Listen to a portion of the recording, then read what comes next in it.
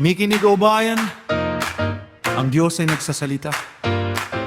Hindi niya kailangan ng anumang bagay mula sa atin, sapagkat ang lahat ay sa Kanya.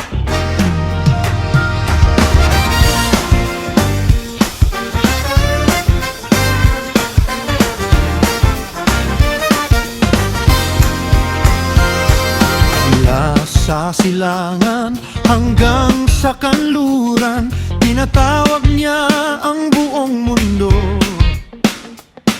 Ang Diyos na makapangyarihan ay nagsasalita, at ang Kanyang kaluwalhatian ay nagniningning. Siya ang hukom ng buong lupa, Siya ang hari ng lahat.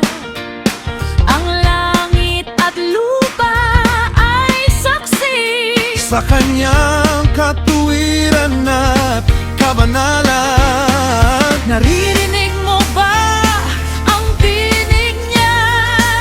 Hindi lamang panlabas na handog, Hindi lamang awit sa labi. ang nais niya'y pusong tapat. Alay na pasasalamat ang ialay natin sa Diyos. Pusong tapat at magpagpakumbaba, ang tunay niyang hinahanap. Tumawag ka sa Kanya sa araw ng iyong kagipitan. Sasagutin ka niya at ililigtas, at siya'y iyong luluwalhatiin.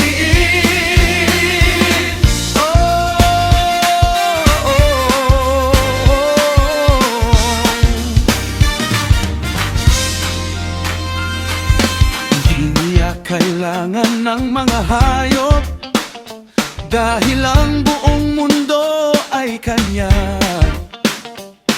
Ang bawat nilalang sa kagubatan, at bawat hayop sa mga bundok. Hindi niya kailangan ng ating kayamanan, na para bang siya'y nangangailangan. Lahat ng nasa langit at lupa Ay pagalangin ang yak, kaya't magpasalamat ka. at tuparin ang iyong pangako. Kapag dumating ang panahon ng problema, Tumawag ka sa Panginoon. Alay na pasasalamat ang ialay natin sa Diyos.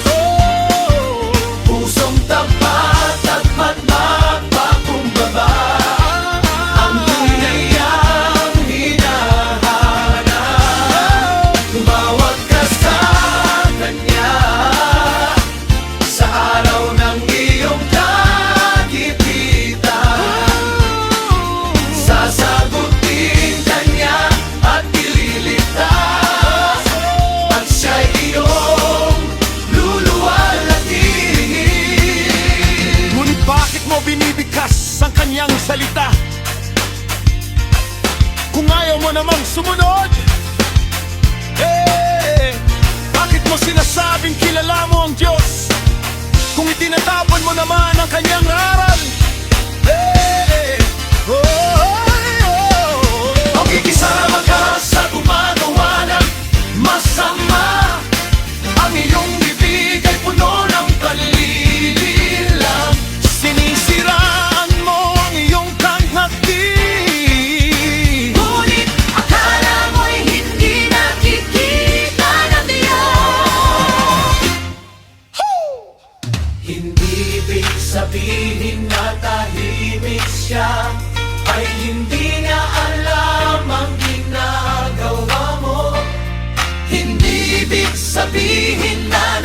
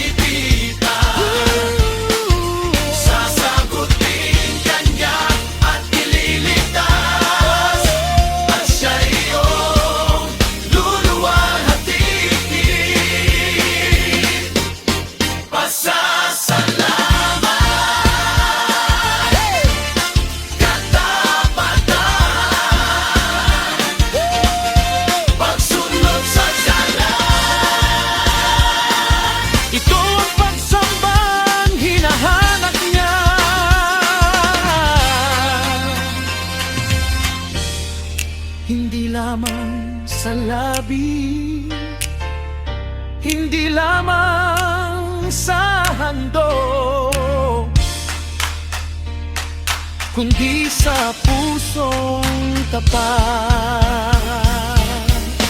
Alay na pasasalamat